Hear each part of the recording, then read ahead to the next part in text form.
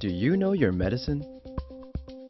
Weed Maps and SC Laboratories bring you an educational series on the science of clean and safe cannabis. Today's cannabinoid profile is on cannabidiol.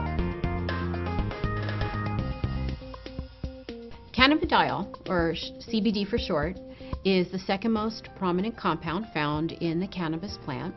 A lot of the medical benefits of cannabis that are attributed to THC or other cannabinoids are actually due to the CBD content of the cannabis. It has very strong anti-inflammatory properties. And not only does it help suppress inflammation, but there was a study that showed that it also helps the body to not make the chemical that causes inflammation. So it actually has somewhat of a preventive role.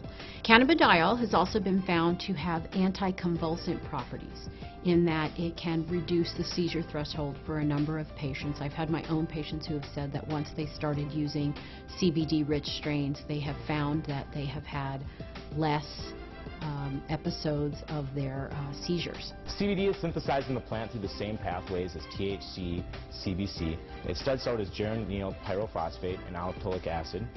Those two compounds join together through an enzyme-catalyzed reaction. Cannabidiolic acid, CBGA, is the starting material for CBDA, THCA, and CBCA.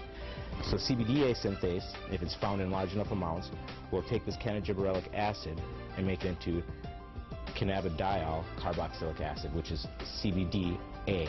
CBDA is CBD with a carboxylic acid attached to it. Now, with heat or through time, this carboxylic acid will naturally release from the compound as it is very unstable and become CBD. This process right here, where we lose this carboxylic acid, happens at about 80 degrees Celsius. A number of studies were done where they actually gave patients an overdose of THC to see what would happen when they then added CBD. And CBD completely turned around the negative effects of an overdose of THC without changing the levels of THC in the blood. So that means that CBD exerts its own medicinal, just doesn't reverse THC, it actually has its own medicinal properties.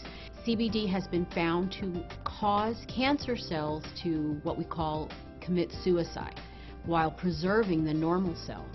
And what appears to happen is it appears to bind to the receptors on the cancer cells, which then induce the cancer cell to kill itself. Cannabidiol has also been found to be what we call biphasic in terms of sleep. So at low doses, it's what we call alerting. It kind of keeps you awake. At higher doses, it can be very sedating and cause you to sleep. But what's nice about that is you can control whether or not you are alert or you're feeling tired. When I started testing cannabis about 2 or 3 years ago, we saw virtually no high CBD plants. Almost every plant we tested was high in THC, anywhere from 10% to 20% THC, with some outliers on either end.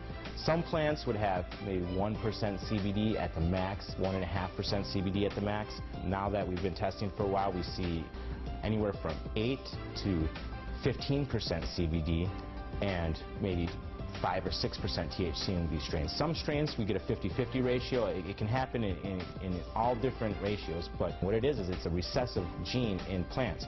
So we have breeders have to actively go and try and breed this back into these plants and find these high THC plants that might have that high CBD gene locked away and breed them together and see what they find. And really the only way you can know if it's high CBDA is to test it. With testing and growers or breeders having access to that knowledge base, we see them coming back and reversing some of the trends of the last 30, 40, 50 years and breeding the CBD back into the plants. Now, there have been a number of studies that have looked at cannabidiol, CBD, exerting a protective property to damaged neurons. And it appears that in the studies, CBD protects the nerves by inhibiting the process by which nerves are damaged. CBD has also been shown to protect against a brain injury. When patients or lab animals have had a brain injury, CBD appears to protect the brain from damage that occurred to the nerve cells. The studies have shown that it can actually fight MRSA, which is methicillin-resistant Staph aureus, a notorious bug that is resistant to a number of antibiotics. A topical application of cannabis was able to fight the infection, and the MRSA was eradicated from that infection site. SC Labs tests for CBD with a high-performance liquid chromatograph, also known as an HPLC. There's two different ways you can test for cannabinoids. It's either with an HPLC or with a GC.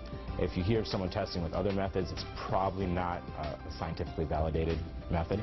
But the problem with the GC is that the GC uses heat to test for these cannabinoids. And as I said earlier, all the acidic cannabinoids are very sensitive to heat. So the GC can give you no information about the acidic cannabinoids. It can only tell you about the non-acidic cannabinoids. The heat is decomposing these compounds. It's definitely decarboxylating all of them. And you're trying to measure it as these compounds are in a state of flux. And that's just, it's kind of fuzzy. So we use the HPLC because it keeps the cannabinoids in their natural state. They're in their liquid state. There's no alteration. There's no heat or anything like that happening. And so we get a much more accurate and a much more realistic picture of what's actually in the sample that we're testing. One of the important things for people to understand about cannabidiol is it is not psychoactive. That means it does not change your mood, your mentation, the way that THC has psychoactive properties and can actually cause what we call the high. CBD does not do that. For patients who are not interested in the THC effect but are interested in the CBD effect, this is a terrific choice for them to have.